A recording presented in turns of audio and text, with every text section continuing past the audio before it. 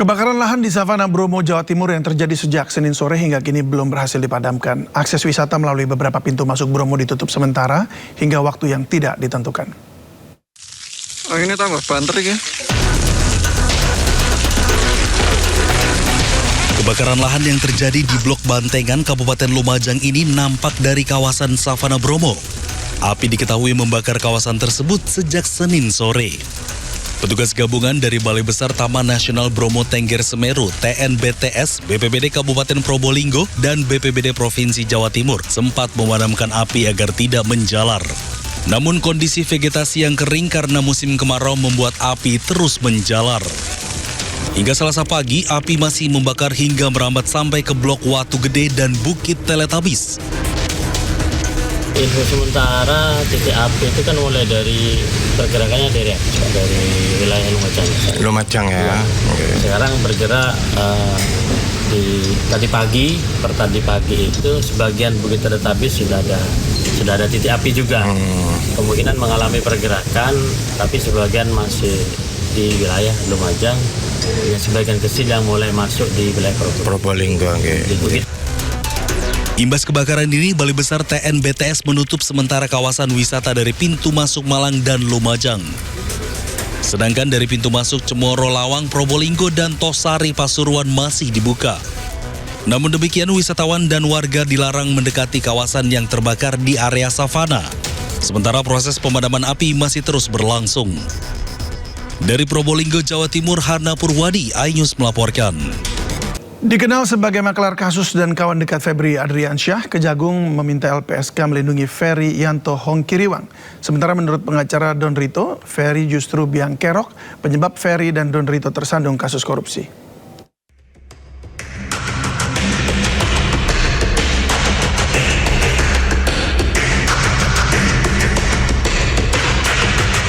Nama Ferry Yanto Hongkiriwang atau Ferry Boboho seketika mencuat dalam pusaran kasus Febri Adriansyah.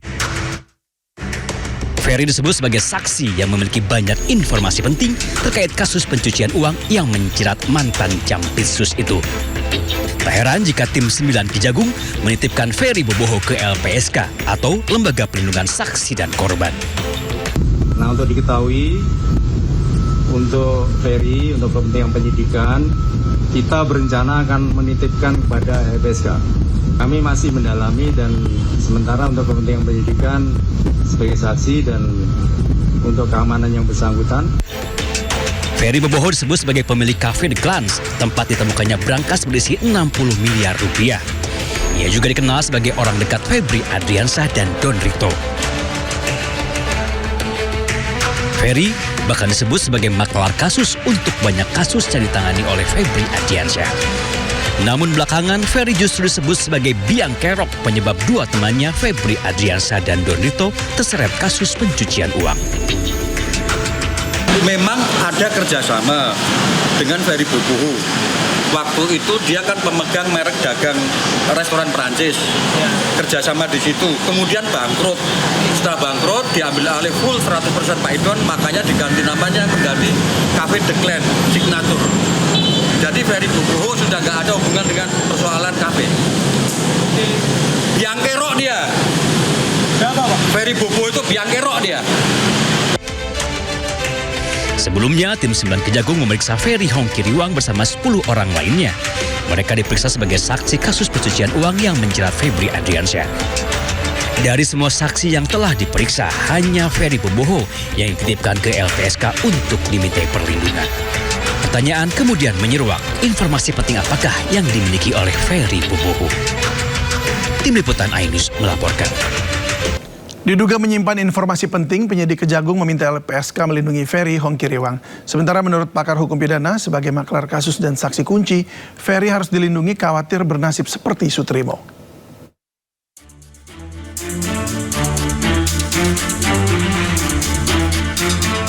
Setelah tim 9 Kejagung meminta LPSK melindungi Ferry Hongkiriwang, hingga kini Lembaga Perlindungan Saksi dan Korban itu belum juga mengiyakan permohonan Kejagung.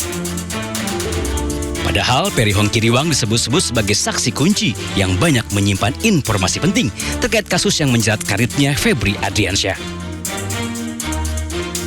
Wakil Ketua LPSK Susila Ningtyas menyebut lembaganya masih menelaah permohonan yang diajukan Kejagung.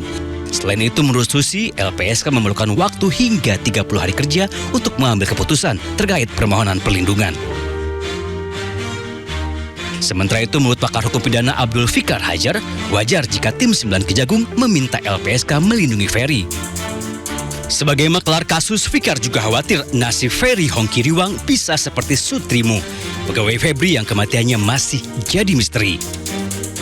Ferry ini lah yang memegang kartunya lah, ya, memegang kartunya Febri. Nah, karena itu kemudian diprediksi dia banyak akan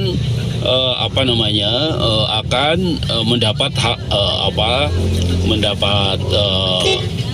semacam gangguan lah dari orang-orang yang memang tidak menyukainya, orang-orang terutama yang dirugikan atas keterangan Ferry ini. Bahkan Ferry kan sehari-hari dikenal sebagai maklar kasus atau maksus. Artinya ada banyak orang nanti yang yang khawatir kasusnya akan terbuka lagi, ya, kemudian Ferry menjadi sasaran sasaran untuk umpamanya dibereskan dan sebagainya. Nah, itu yang saya kira dilihat oleh kejaksaan seperti itu. Sebelumnya, Kejagung memeriksa Ferry Hongkiriwang sebagai saksi kasus pencucian uang Febri Adriansyah. Setelah selesai diperiksa, Kejagung meminta LPSK melindungi Ferry dengan alasan keamanan. Selain disebut berkawan dengan Febri Ardiansyah dan Don Rito, Ferry juga dikenal sebagai maklar kasus untuk berbagai perkara yang ditangani oleh Febri Ardiansyah. Tim Liputan iNews melaporkan. Kita ke kasus lainnya, mantan Menteri Pendidikan Kebudayaan Riset dan Teknologi Nadiem Makarim hari ini menjalani sidang perdana banding perkara pengadaan Chromebook. Sidang digelar di Pengadilan Tinggi Jakarta. Memori banding dari pihak Nadiem mengkritisi berbagai pertimbangan hakim yang dilontarkan dalam putusan kasus Chromebook yang menyeret mantan menteri tersebut. Salah satu pertimbangan hakim yang dipermasalahkan yakni terkait pemberian surat kuasa atas pengurusan saham Nadiem di PT Akap dan PT Gojek Indonesia kepada pihak lain. Bahwa tekanan-tekanan kepada hakim ini akan tidak terjadi lagi. Bahwa hakim bisa independen, hanya mengikuti fakta pengadilan dan bisa mengikuti hati nurani mereka. Itu alasan kedua kenapa saya jauh lebih optimis. Dan untuk menjawab pertanyaan saudara, kenapa selalu susah sekali membebaskan orang yang bersalah, mungkin ada hubungannya dengan tekanan-tekanan di luar ruang sidang yang terjadi. Tapi harapan besar untuk negara kita, tekanan itu dan kelompok-kelompok yang melakukan tekanan-tekanan itu demi mengkriminalisasi orang sekarang sudah diganti. Harapan saya diganti dengan orang-orang yang punya integritas lebih baik. Jadi semoga sistem pengadilan kita tidak kembali ke masa lalu dan menjadi lebih baik.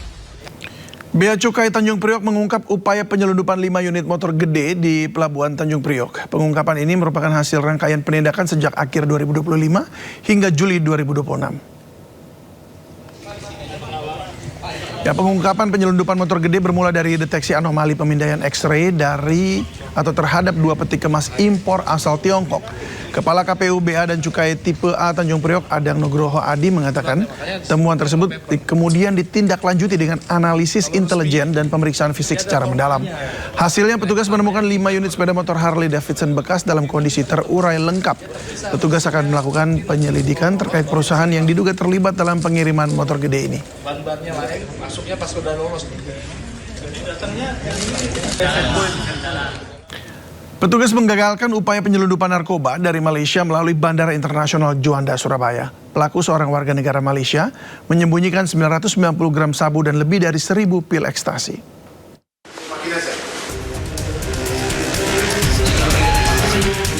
Seorang warga negara Malaysia penumpang pesawat rute Kuala Lumpur Surabaya harus berurusan dengan Satgas Pengamanan Bandara Juanda karena kedapatan membawa narkoba jenis sabu dan pil ekstasi. WNA tersebut ditangkap di terminal kedatangan internasional Bandara Juanda, Surabaya. Untuk mengelabui petugas, pelaku menyelipkan barang haram tersebut di balik korset yang dililitkan ke tubuhnya. Petugas menyita 4 bungkus sabu seberat 990 gram dan 1089 butir pil ekstasi yang dibungkus dalam 4 plastik senilai 2,79 miliar rupiah. Pelaku mengaku nekat menjadi kurir narkoba jaringan internasional dari Malaysia ke Indonesia karena butuh uang untuk bayar utang pribadinya. ini dibawa oleh penumpang yang berasal dari Malaysia dengan pesawat yang naik pesawat Batik Air UD 352. Untuk proses hukum lebih lanjut, seluruh barang bukti berikut pelaku diserahkan ke penyidik Satres Narkoba Polresta Sidoarjo. Dari Sidoarjo, Jawa Timur, Pramono Putra, iNews melaporkan. Praktik penipuan jual beli emas online berhasil dibongkar Polda Jawa Timur. Dari hasil penipuan, sindikat ini meraup 3,7 miliar rupiah.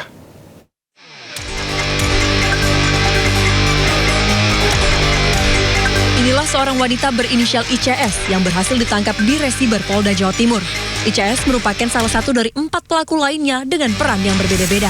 Polisi berhasil membongkar praktik penipuan jual beli emas secara online yang dikendalikan sindikat dari dalam lapas yang tersebar di berbagai daerah.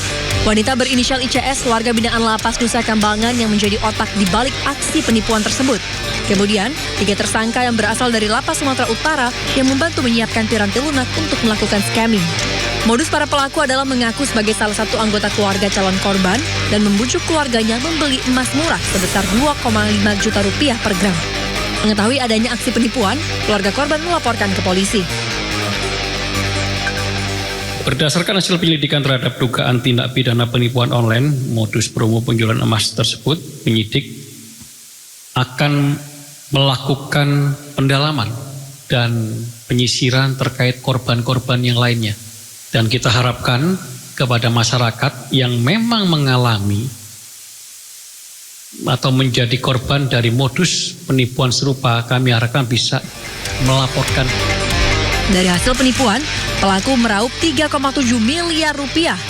Dalam perkara ini, polisi menyita barang bukti berupa 3 unit telepon seluler yang digunakan para warga binaan, rekening SIBank milik ICS, mutasi rekening bank, 2 unit iPhone, kartu ATM, akun dompet digital, serta sejumlah perhiasan emas yang diduga dibeli menggunakan uang hasil kejahatan.